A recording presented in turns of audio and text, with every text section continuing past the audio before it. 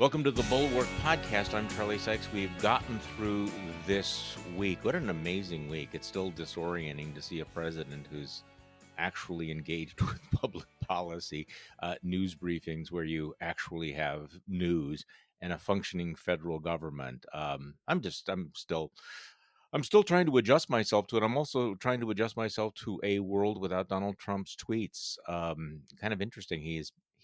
As far as I can tell, yesterday, Donald Trump has done something that he has not done in the last half decade, which is not say anything, which is remarkable. What a remarkable time. So, joining us for our special weekend Bulwark podcast, Bill Kristol. How are you, Bill? I'm fine, Charlie, and I'm also enjoying pretty much or feeling a sense of relief. What are we now? 36 hours into Joe Biden's, almost 48 hours into Joe Biden's America. So, but the last 2 weeks, when you think about it, someone pointed this out. I hadn't really focused. Wednesday, January 6th was the storming of the Capitol. Wednesday, January 13th was impeachment. Wednesday, January 20th was inauguration. So 2 weeks that are pretty, and now we're, and Biden's done a ton of stuff in the last 2 days. So pretty unusual 2 weeks. So funny, I was thinking about this yesterday because I was really tired. I was just exhausted, and I did the stuff I had to do, but I was thinking, I am just dragging here, and part of it is, the last 3 weeks have been incredibly intense. Every single moment of the last 3 weeks is, as you pointed out, an insurrection, an impeachment, an inauguration. And this all takes place after we were all thinking, okay, well, that's done, right? I mean, we can kind of Right. think about, how many days we kept saying, how many days until the election, and then it'll be all, but then we can exhale after the election. I had this countdown journal where I tried to flag that, the 78 days, I think it was 78 days between the election and the inauguration. This could be really fraught. A lot of stuff could happen. But even so, I don't think we were prepared for how intense it was, how alarming it all was. And really at the point where people thought, okay, all right, we're done with that. We had the most intense 3 weeks of the entire Trump era just sort of dropped on us. So if you're feeling a little bit disoriented and exhausted, there's a reason for that, isn't there? No, it's really true. I mean, November 3rd, election day was a little close. You Yeah, weren't sure. November 7th, everyone called the yeah, election. I think a lot of us thought, okay, there'll be, well, as many people said, were quoted as saying, Trump will do some fake kind of challenges and right. some lawsuits and some griping and complaining. And the crazier Trumpists will say it was all a fix. But of course, it'll fade away. And on December, I can't remember the date, it was the 14th, Yeah, December the 14th. Electoral College, electors will assemble in the state capitals, and it'll get done. And at each stage, Trump escalated, and he kept his supporters with him, kind of astonishingly. I think we that's something I don't even want to relive it now because it was so unpleasant, really, to go through. Alarming. The degree alarming, yeah, the degree to which not just Trump misbehaved, but much of the party and much of even the conservative movement sort of tolerated it, certainly, and some excused it, and in some cases went along with it and amplified it. And we ended up with January 6th. I mean, those 2 months from November 7th to January 6th, that's a real saga of a little chapter in American history that one would like to forget, but one shouldn't forget because there are important lessons there. And then we've had impeachment on the 13th. You could have bet a lot against the second impeachment and the lame duck. And then, or not the lame duck, because there was a new Congress, but in the lame duck presidency, I guess you'd say. And then, and now Biden has come in, and yeah, we're less. It's hard to believe, but in a weird way, also, don't you think you made this point? How Yeah, small Trump seems at the end. It very. both seems like it's amazing that Biden's president, and it seems like he's been president for a month already.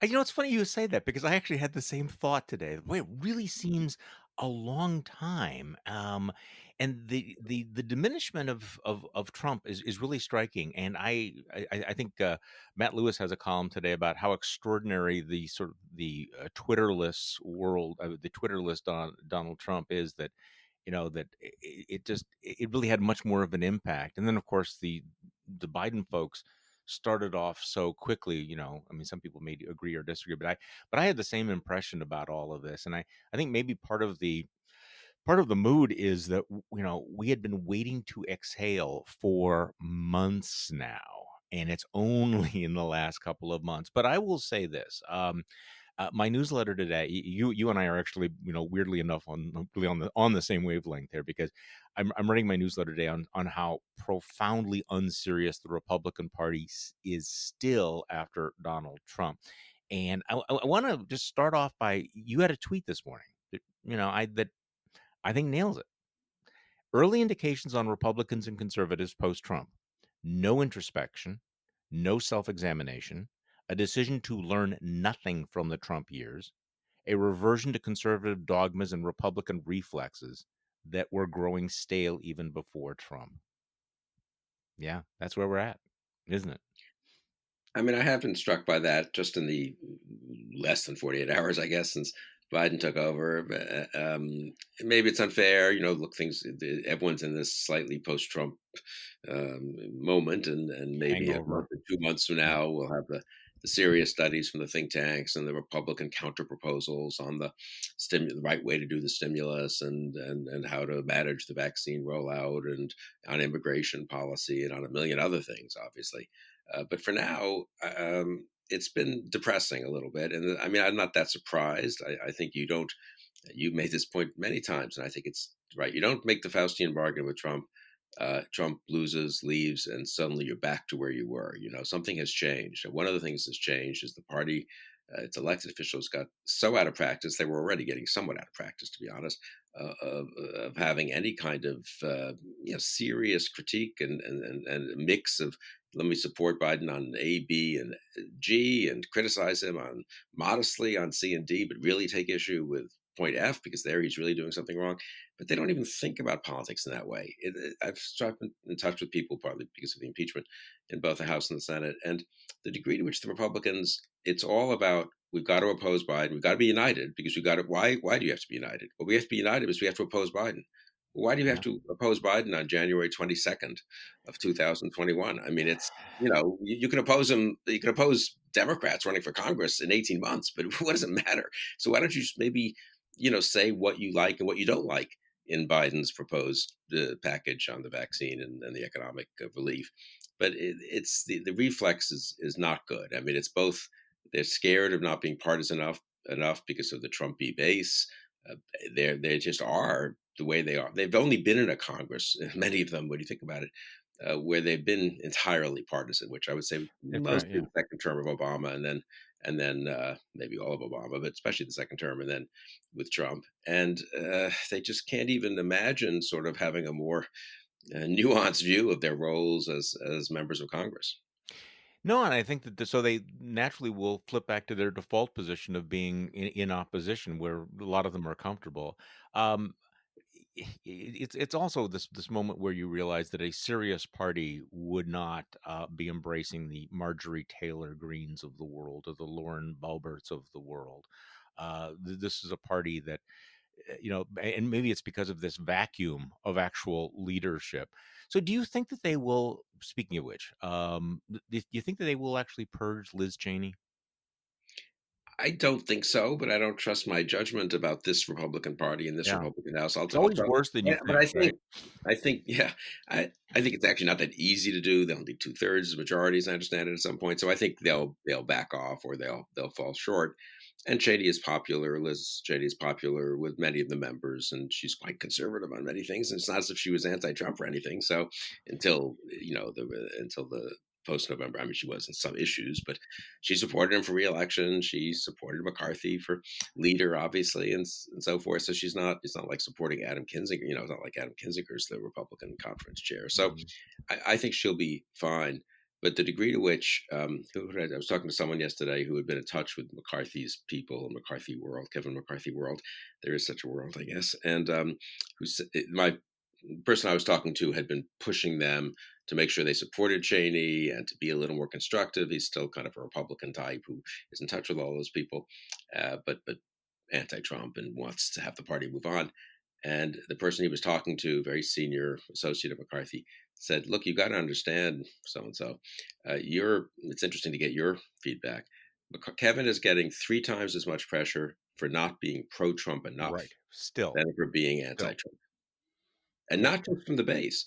Even this is what's startling. Even from some of the members of Congress, even from some donors." I mean, the degree to the depth of the uh, Trumpification of the Republican Party, I think that continues to every time we think, well, okay, Right. now people are going to move on, we get surprised. You know what? They don't really want to move on. Which is interesting because, and I often am asked this, like, they've been offered these off ramps, rather easy off ramps from Trump, and they're refusing to take them. I mean, here is the defeated, disgraced, twice impeached president who's off sulking in exile, and basically he's been reduced to Fat Elvis in Florida, and still they're being offered on a golden platter this opportunity to turn the page. I mean, America seems like it's ready to turn the page, but they are absolutely not. I mean, it is rather dramatic that they are doubling down. Matt Gaetz says, Donald Trump is still the leader. Did you see Ron Johnson's tweet? It's No, oh my goodness. I mean, he's my own senator, and he's basically saying you can't have it both ways. You can't have an impeachment and your national security staff confirmed by the Senate, basically suggesting that if you go ahead with the impeachment, we're going to hold national security hostage. Really? I mean, really, this is you're willing to go that far on something like that? But yet they are refusing to take the off ramp right now. And again, I'm guessing that they're just banking on being able to go back to being anti-Biden. I mean, Biden, has made this appeal for unity, but he is being rather progressive in his, in the orders, right? I mean, his agenda is certainly, I would say, somewhat aggressive, but also not unexpected. I mean, he's doing pretty much exactly what he said he was going to do. I mean, I guess on the off ramps, I guess there are plenty of instances where people don't take them when you think they might, and then they take them 2 months later or 4 months later. So I suppose we shouldn't rule out the possibility that the power of Trump's uh, intimidation and appeal has diminished a lot in 2 or 4 or 6 months, and you get more edging towards the off ramp. But what's the phrase the economists use? I always revealed preferences. At some point, you got to tell yourself if people keep choosing not to take the off ramp, maybe they don't want to take the off ramp, and maybe Right. we who assume, and I'm very much guilty of this, that well, of course they really kind of want to take the off ramp. It's No. just that it's kind of hard because they couldn't get through the traffic at this accident, but they'll do it at the next one. After 36 miles more on the same highway, maybe the driver just is happy to be on that highway, and I do think there's some truth to that actually. Lindsey Graham, who's a very good weather vane, I think, because he's such an opportunist, but not unintelligent, obviously, and has just been willing to pivot, amazingly in the last 5 years.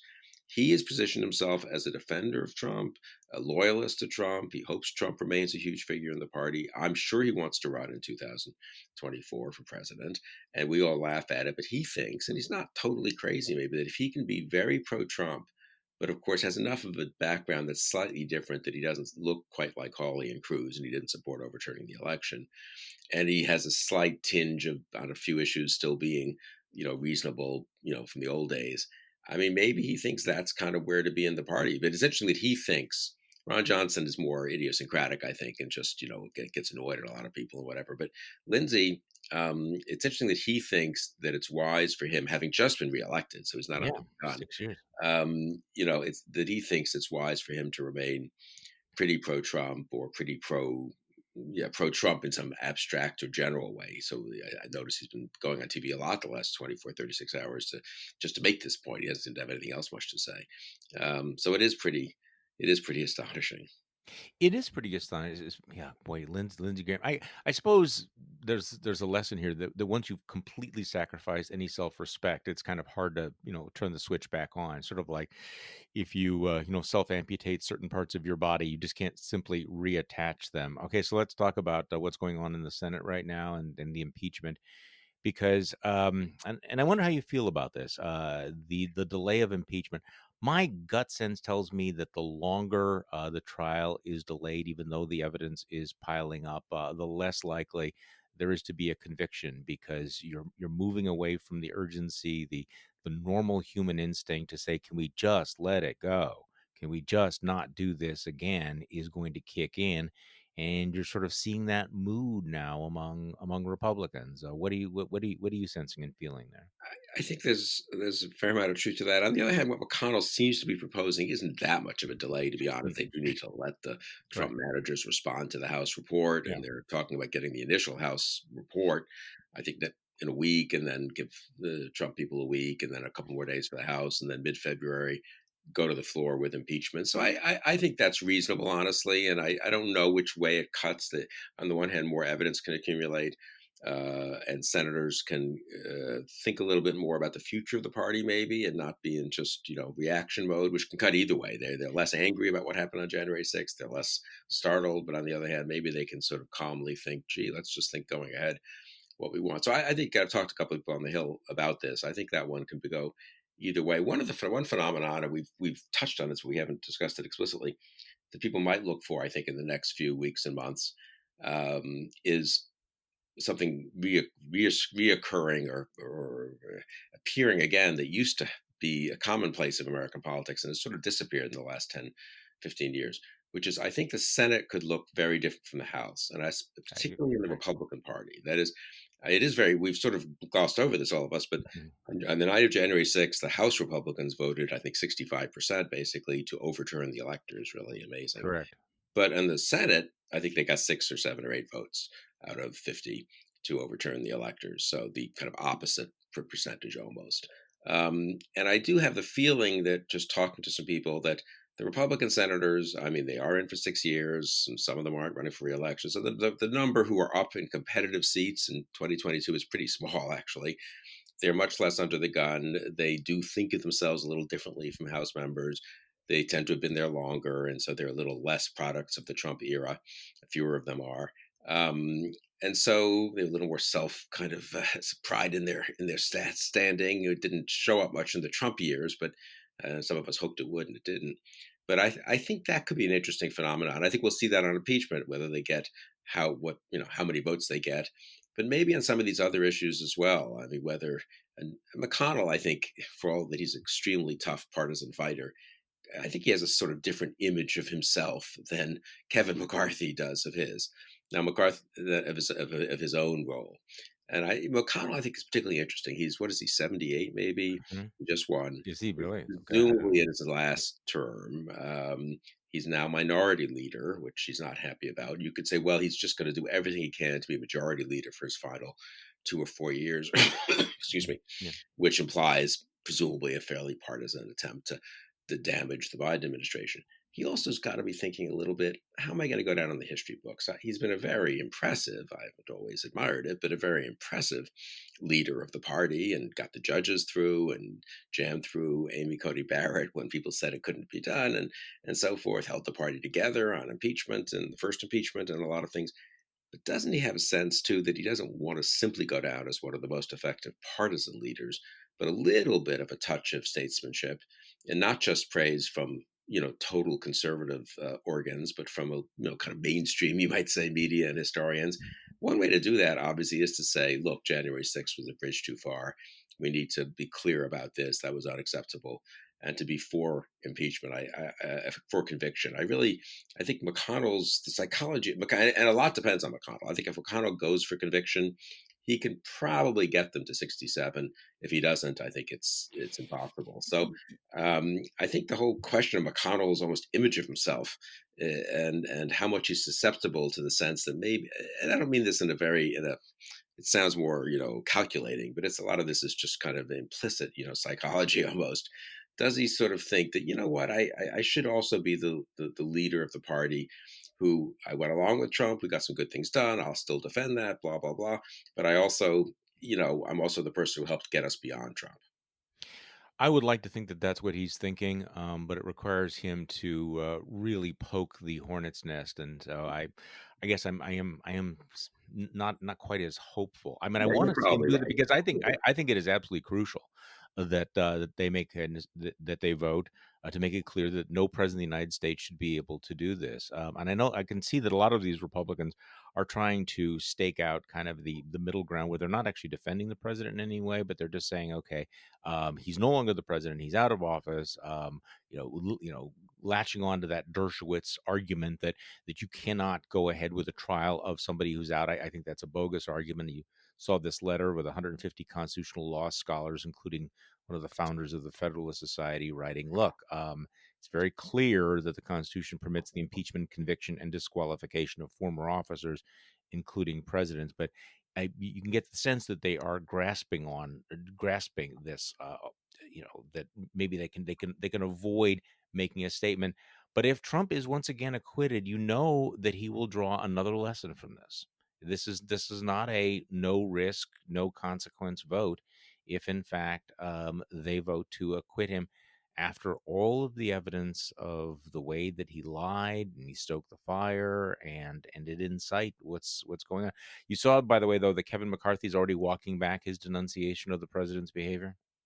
I thought that was very revealing, yes, and very depressing if you had any hopes of the House Republicans doing anything constructive. I think the best case on the House side, yeah, but so that was on the floor of the House. I think as he was making the case not to convict Trump, not to impeach Trump, Right. he felt he had to kind of show that he was concerned, and so he had that a couple of sentences about how it was unacceptable. I can't remember exactly what he said, and he seems now to just be contradicting himself and saying that Trump didn't incite anything, and presumably Trump, there's no problem with just sitting around the White House for a couple of hours while, incidentally, Kevin McCarthy himself, I believe, or certainly his most senior staff, called the White House and called the president, for the president. I don't think the president took the call, but talked to very senior staff at the White House and said, "We are under attack. You got to call them off and also mobilize the government to do something." And Trump ignored them. So the degree of abasement, self abasement of McCarthy and really of the House Republicans in general. I hope Liz Cheney stays in her job and she's been better. But even so, the best we're going to get is a sort of tolerance of Liz Cheney Republicanism, the dominance of Kevin McCarthy Republicanism in the House. I'm hopeful, little hopeful, that the Senate will be different, as I just said. But I mean, I agree with you. It's the wisest thing would be to be skeptical there too. And then what does it look like? I mean, what does it look like if you have a Republican Party that doesn't seem to have be trying to help Biden succeed in the midst of a pandemic and a recession and a million other challenges? They don't have to. There's plenty of time to and plenty of things to oppose them on. Obviously, I was a little heartened by the what was it? I think an 85-10 or something vote to confirm the new Hmm. director of national intelligence, because that was, struck me. Okay, they're not all voting in some knee jerk way against every nominee Yeah. of Biden, and I think you might see a similar vote for Blinken for Secretary of State and the like. So maybe this again is the Senate. That's where I'm taking a tiny bit of hope that the senators will think of their role as being a little bit different from the House Republicans. But let's not kid ourselves. The House Republicans are more in touch with the grassroots than Right. the Senate Republicans. They're supposed to be more in touch. That's why the Senate's set up differently than the House. And so it all makes me sort of pessimistic about the Republican Party for the Yeah. next couple of Well, years. I mean, Kevin McCarthy's statement yesterday just reminds us, that he's an unserious leader of an unserious party right now. So let's talk about try to unpack some of this rhetoric about unity. Joe Biden, the president. I'm still getting used to calling him President Biden. President Right. Biden. And I thought a significantly above average inaugural address. Made this plea for turning the page, moving ahead. Used the word unity many times, and of course now you got a lot of people on the right saying, "Well, wait. How can you have unity while still going ahead with an impeachment?"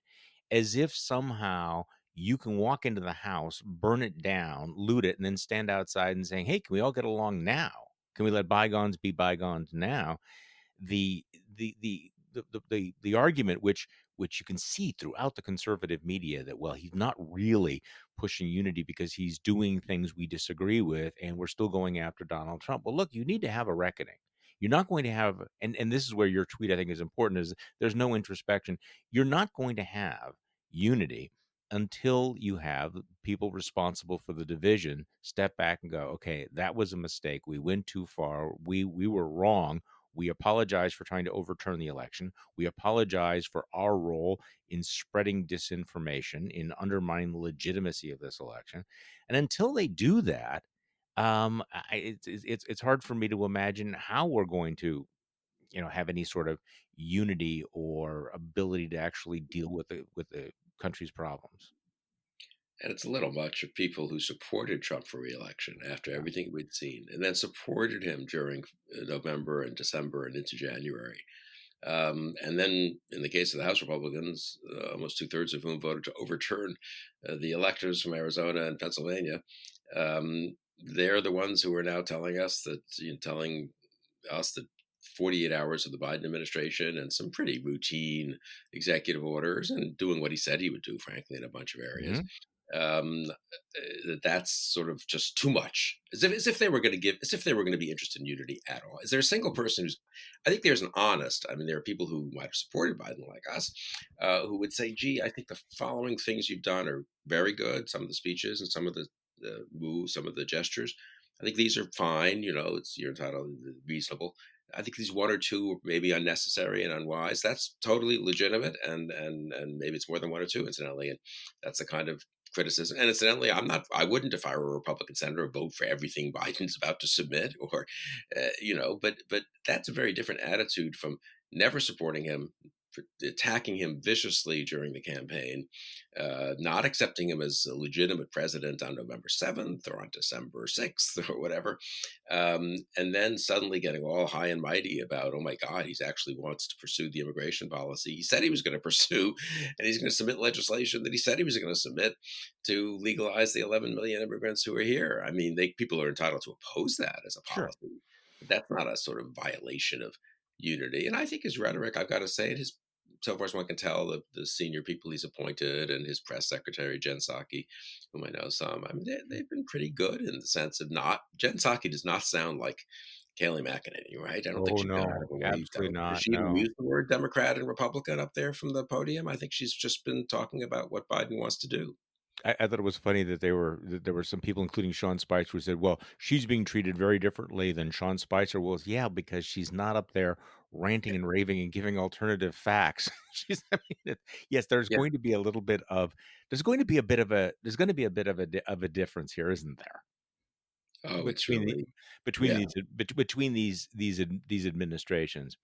Well, so this is the point you're making, though, is that Republicans are not on a obligation to vote for things they disagree with. There's no, obligation for conservative Republicans to vote for massive new spending plans. There's no obligation for them to vote for, say, a $15 minimum wage. But it would be nice to have a good faith discussion. And I think the question is, do you have good faith opposition where you listen to the arguments, you propose alternatives, and then you have a vote on it, versus the kind of complete obstructionism and oppositionalism that has really become the norm. And you think about it, we really haven't had good faith bipartisan legislation for the last 12 years. I mean, going back to 2009, we really haven't had that. And maybe it's naive to think that you're going to have it now. Yeah, I guess the one exception would be the 2013 immigration package, which did pass the Senate in a Yeah, bipartisan and it way and was had its killed. problems. And I now regret it, but I was very skeptical of it at the time. I think it would have been better for the country if it had passed, probably. But Mhm. um, yeah, you're right, though. No, look, we've become so reflexively partisan. The minimum wage is a good example. It is a little ridiculous, I think, to raise nationally the minimum wage to $15 at a time when a ton of small businesses, especially like restaurants, for example, have gone out of or at risk of going out of business. And for them, the difference between paying $9 or $10 an hour and $15 an hour is not nothing, and that's a serious thing. I think huge corporations can probably tolerate Mhm. the hike, and a lot of them already pay $15 an hour. And so it's not as a policy matter, it's not quite as much of a slam dunk as free market, as some of our free market friends want to say. But I think it's a very respectable case to say, no, no, no, let's raise it. Fine. Let's raise the minimum wage $1 or something like that. It hasn't been raised in 10 years. But and maybe if you want, let's build in some increases in the out years, but let's not go to $15 overnight when we have high unemployment in those service areas that are, I think, very sensitive to wages. Well, yeah, and But that would be and you could say, and we want a chance to have a vote on this on the floor of the Senate. mhm. We'd like to amend the bill. We don't want to, we're not going to take down the entire stimulus package, obviously, on the minimum wage. I say obviously, maybe they would, but again, that's not been the tone of most of the criticism by senators. And I would say this is what's even more depressing. It hasn't been the tone of much of the criticism by the conservative elite newspapers and magazines. That would have been, I think, 15 years ago, what the intelligent editorials would have been in the Weekly Standard, frankly, Mhm. but in National Review and the Wall Street Journal, that these things seem reasonable. This thing is too much. Let's have a better income test for the $1,400 per person. Doesn't have to go to people, with family income of $120,000 a year or whatever it would be, and let's get rid of the minimum wage increase. But that's not been the tone of most of the writing that I've seen. I haven't looked at everything, obviously. I'm sure there are thoughtful papers at AEI that say what I've just said and say it better. But the tone has just been, oh, here they are again, the big spending Democrats. It's just so silly, really. Well, the big spending Democrats, and what I think is going to be interesting will be the number of Republicans that endorsed the $2,000 per person check when Trump endorsed it, Right. but will now regard it as socialism. I Right. mean, and this will be literally, and you know that there are people like Lindsey Graham who I mean that who have just, internalized the shamelessness that it doesn't matter what they said before, and they know they were really never held accountable for it. So that's going to be interesting. So you made a point before, though, that one of the big wild cards here is the fact that we are facing a genuine national disaster, and I wonder whether that does change the political dynamic. That there may be that reflex to oppose everything that Biden does, except the fact that we have 4,000 Americans who are dying every day, and you have millions of Americans that are really watching the vaccine very, very closely because they understand that that's their future. I mean, that's a life and death issue, but it's also, whether they're going to be able to go back to work, or they're going to keep their jobs, all of those things. So there's a big reality check out there. There's something else that I keep thinking about, and I mentioned it on our live stream the other night. I keep thinking back to 2009. Barack Obama comes in with a great good feeling, much, in a much more robust honeymoon, or at least it felt like it, than Joe Biden is getting right now. But very, very quickly, you had the Tea Party movement arise, which initially was, I think, a grassroots movement. I think it morphed into something much different. I think that was taken over by the grifters, and became something, totally different than it was in the beginning. So you could certainly imagine a large scale conservative uprising, and as in protests, marches, and everything, against the Biden agenda. But I'm wondering whether the right is capable of doing that without it being crazified. Do you know what I mean? Yeah. Given what we saw on January 6th, given the nature of Trump world, the and I know some of our listeners will completely disagree with me, but in the beginning, the Tea Party seemed very normal. I don't know that the right is capable of having a normal looking protest anymore. And I think January 6th really put the nail in that one. Yeah, and I mean, I think what you mentioned just in passing earlier really makes a difference. Is Are Marjorie Taylor Greene and Lauren Boebert, if Hmm. that's how you pronounce her name, members in good standing of the House Republican Conference? Are they Yeah, going they to are. put on serious committees? Are they not? Are they going to be eligible for NRCC, the congressional committee's support and funding and so forth? I mean, then you have a party that's sort of no conspiracy theorist has gone too far. Nothing is out. Nothing. We were no enemies to the right. No distinctions between even hardline, very conservatives on the one hand and kooks on the other. And you're right. Once that happens, then the kooks tend to take over, and there's a kind of Gresham's law of politics. That's why it was so important for Buckley and others to say no Birchers. I mean, it wasn't that they weren't. It wasn't the conservatives back in the late '60s weren't very, very, very conservative on a lot of issues, and probably Hmm. correctly, maybe on some, and incorrectly on others. But you still can't let your movement be polluted by kooks. And I do, yeah. So and now you could say the Tea Party became kind of kooky, and but I think it became kookier actually by 2011 with the birther stuff and some of that. But I think the originally was kind of a, geez, that we're spending money foolishly. The Democrats had a huge majority then also, and there's blame I think on both sides in terms of everything becoming partisan very quickly in the Obama years. I'm not going to whitewash the kind of Republican responsibility, but I think President Obama and Rahm Emanuel just saw we can get stuff through with only Democratic votes, and we're going to do that. They can do that maybe this time, but it's very, very tight with 50 Democrats in the Senate, Yeah. what a 5 vote margin in the House. So I'm not so sure. But just on the point about the nature of the opposition, I think you hint at, but just develop your point a little bit about Mhm. the vaccine. I mean, and the pandemic. That's the key thing, Yep. obviously. To everything. Biden's going all in on that. He's going to, as fast as possible, deal with it. He's going to use the Defense Production Act. He's committing to, he's just that's priority number one. it seems to me the intelligent response by McConnell or McCarthy or whoever the relevant chairman are of committees, if that matters anymore, is to say, look, we totally agree on the vaccine. We want to do everything we can to help this administration get this to as many Americans as possible. But Mr. President, you're cluttering up the vaccine thing with some of these other proposals you have.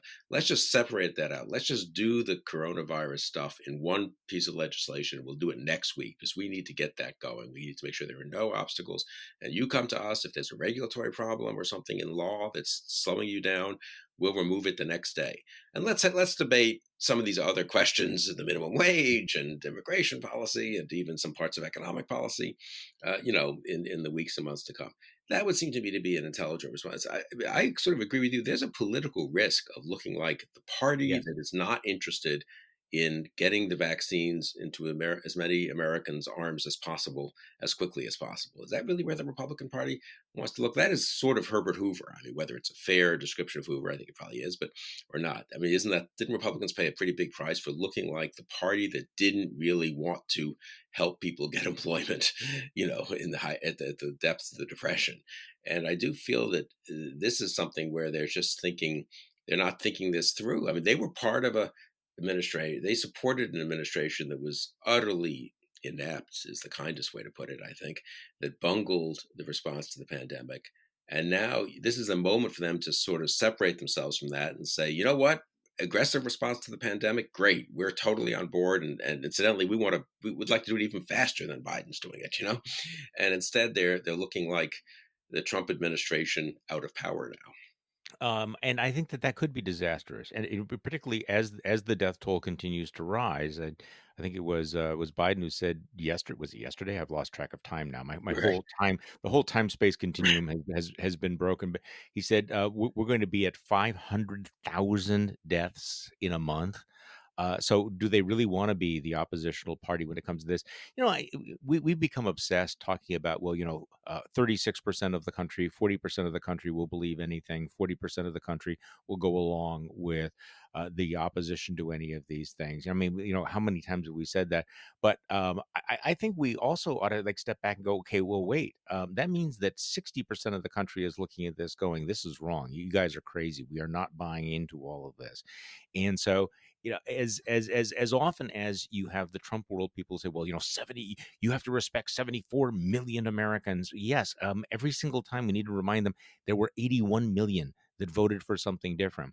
And if you have more hundreds of thousands of Americans that die, that would be a political disaster for the Republican Party. And because there is a moment at which there are people who are not engaged in politics who are looking at this and going, what the hell? What the hell are you talking about? I also think there's a danger for allowing the Marjorie Taylor Greens and the Lauren Bobbitts and stuff to become kind of the quasi face of the Republican Party in the way that AOC became for a while the face of the Democratic Party. That I think did not help the Democrats in much of the country. And yet AOC is. Let me just say this as careful as I can. I mean, AOC is, so we say, unpopular, politically toxic in a rather traditional way. She's just to the left.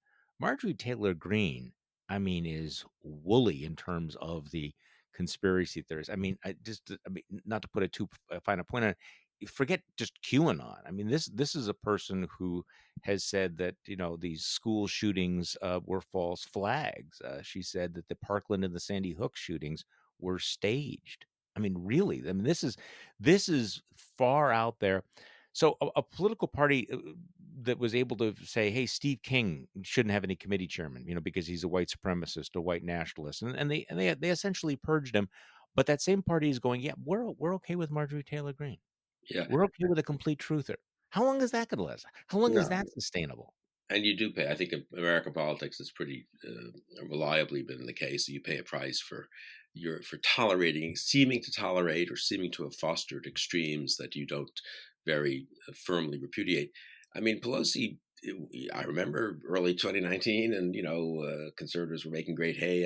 Thought they were out of AOC, and that's the new. And it did. I remember donors telling me when I was trying to get them to be interested in the alternative to Trump for the Republican nomination in 2020, or at least to fund a challenger, even if it was only going to be symbolic.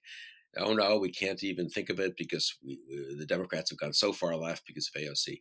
Well, to their credit, I mean, the Democrats did a couple of things. Pelosi did marginalize AOC. The truth Very is, much so. it Yeah. was, the Green New Deal did not become a major Democratic legislative initiative, even though they controlled the House in 2019, 2020. It never even got anywhere. And then, of course, they nominated Biden, which sort of took care of that problem as much as people were willing to, unless people just were using it as a talking point and weren't being serious. The Republicans don't have that. We'll see who they nominate in 2024, but for the next 2 years, they don't really have that alternative. And there'll be a bunch of primaries in 2022. And again, now if McCarthy and McConnell and the donor class and everyone mobilized to make sure an awful lot of Mike Gallagher's get nominated and very few Lauren Boeberts get nominated, the party will be better off. But I don't necessarily see that happening, and I don't know that they can do that given the nature of the base. The other point, just on your first point, which I think is very interesting about the 60, was it the 74 million and the 81 million and all. I mean, it's silly to even look at polls, I suppose, now, Mhm. so far, the next election so far away. But a couple of polls, a couple of surveys have shown something like 20%, maybe 15% of Trump voters unhappy with Trump's behavior in the last 2.5 months, not more than unhappy, really opposed to it and think it was a real problem. Now, in a way, for you and me, you think, oh my God, so now we're down from 74 million to, let me do the math in my head, 60 million, Republican Americans who are still supporting stuff that you can't quite believe they're Yeah. supporting. But it's a pretty big difference, and that is the group of people who are, you know, open to blandishment to decide that, maybe the Democrats aren't as crazy as I thought, and Biden seems to be doing some things right, and it's not quite where I am on a lot of issues, but I don't know. That's where you do get the potential for, what didn't happen in 2020, which is a real Democratic wave, a mini realignment. There aren't I mean, everything's so polarized that you don't have the kinds of swing voters you had in the Reagan years, where a party can go, can pick up 10% in one election cycle. Reagan went from basically 50 to 60 almost in 4 years. But a somewhat successful Biden administration, I think, could pick up some of those Trump voters. So I think people are being a little too on the Republican side almost. They can't assume that all 70, they keep speaking for those 74 million. Right. You're disrespecting 74 million. They can't assume those 74 million, some chunk of those 74 million, to get back to your other point, are not happy that Marjorie Taylor Greene is the face of the No. party or sort of could be the face of the party, or hasn't even been repudiated by the party. And so I think that's really an interesting thing to watch going forward as Well, well. it is, and just do the math on this. If 20% of the Trump voters are unhappy with his performance, that's 14 million Americans. This is Right. a large group of Americans. You take away 10% of his vote, and the Electoral College looks very, very different. Okay, so one last thing. It does appear that Mitch McConnell is playing hardball on the issue of the filibuster. I'm a little puzzled by all of this because my sense is that the Democrats don't have the votes anyway to eliminate the filibuster. Joe Manchin has said that he's not going to go into it, but a lot of the progressives are saying, look, you have to abolish the filibuster. You're not going to get progressive legislation through. Mitch McConnell is not even apparently allowing the normally routine vote to organize the Senate unless Chuck Schumer commits to not trying to abolish the filibuster. What's going on? I mean, again, another indication of what a tough negotiator Mitch McConnell is, and maybe a pretty good poker player. Yeah, he is that. I mean, so I talked to two Democrats yesterday. I'll just Okay. who I asked the exact question you just asked me, since I'm a little puzzled by it. Mhm. And one said, "Look, that's just McConnell. He'll take everything he can get, and he really wants to make sure the filibuster's there. And it's harder for Schumer to end it, try to end it, if Republicans do filibuster a lot of things that even Joe Manchin and Kirsten Sinema care about. It's harder for him to end it if it's sort of in writing that he's not going to end it. So on the one hand, they're taking it as McConnell just being an incredibly tough negotiator, getting what he can, not doing the routine thing of letting the Senate be reorganized. Another Democrat then, literally an hour later, said, I don't know. The hopeful version of this, she thought, was that McConnell is looking tough on this and will can get some oral kind of concession from Schumer that he doesn't intend to do anything about the filibuster for now, at least. and that's his way of looking like a that he's fighting hard before perhaps he votes to convict on impeachment.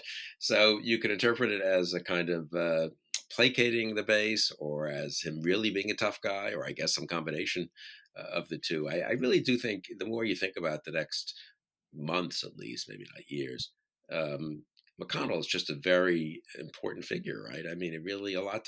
I do think he would have a lot of. He wouldn't bring every Republican senator with him on decisions, but if and he's so far been a kind of mix of pretty, sounding kind of bipartisan. It's happy to have a new day. Then he took a couple of shots at Biden yesterday for being too liberal, but I don't know where McConnell ends up in this balancing act of being a tough opponent of Biden and being a constructive critic and even at times a supporter of the Biden administration. That's probably the most important inside baseball, question to be resolved over the next several months. Yeah, I think that's absolutely true. Bill Kristol, thank you for joining me on the podcast today. Appreciate it very, very much. I very much enjoyed it. And thank you for listening to today's Bulwark podcast. I'm Charlie Sykes. We will be back on Monday in a very different world. We'll do this all over again.